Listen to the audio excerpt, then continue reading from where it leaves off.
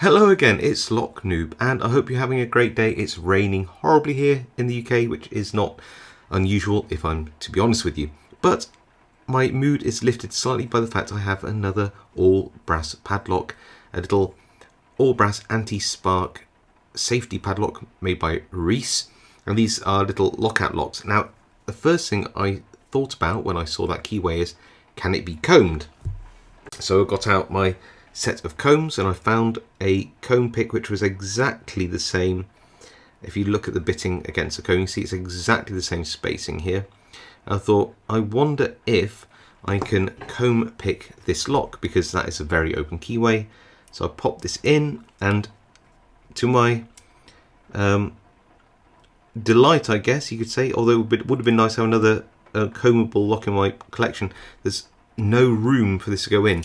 Once the pins lift up to the top of the keyway, there's no more, the spring must compress and stay tight because I can't push the pins up into the Bible.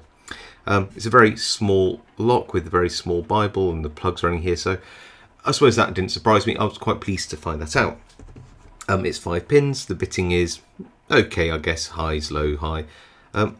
But it is fun to pick for one good reason, and that's that it has tapered pins, which means that once you pick it, you actually then have to sort of keep tapping the pins until it opens. Let me get a vise and we'll see how that works.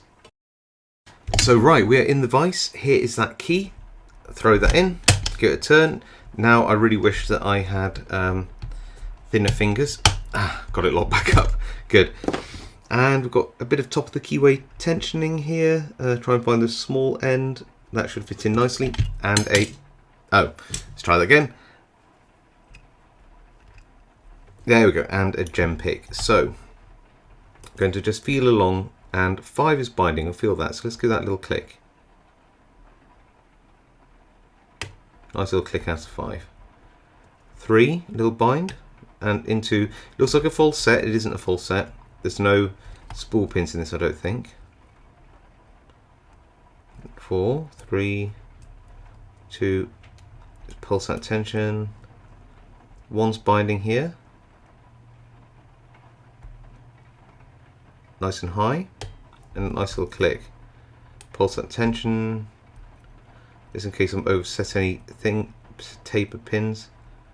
2's binding now. Give that a little press. No, there's no all standard pins, just tapered. And again, pulse that tension a little bit. Go back to 5, 4,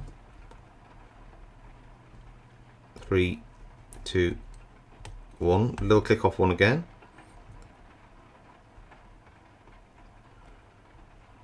4, little click.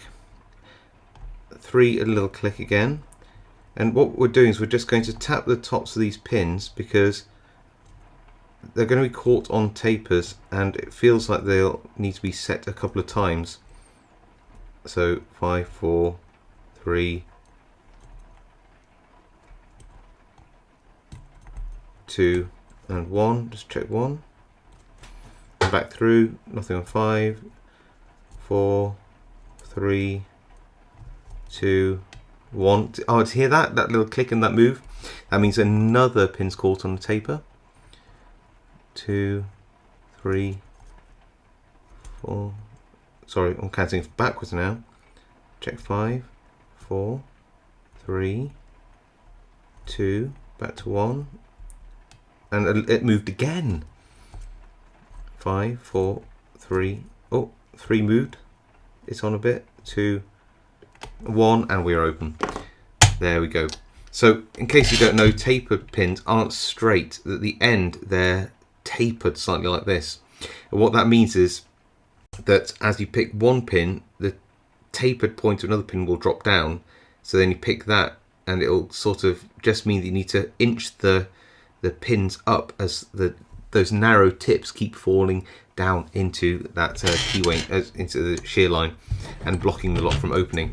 So if you've never picked tapered pins before, I reckon this is a good place to start.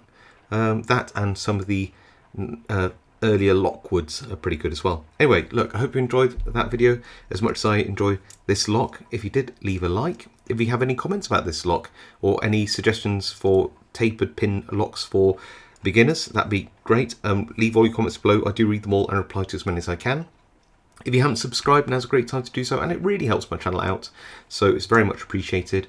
Otherwise, stay safe, happy picking, and I'll see you all next time.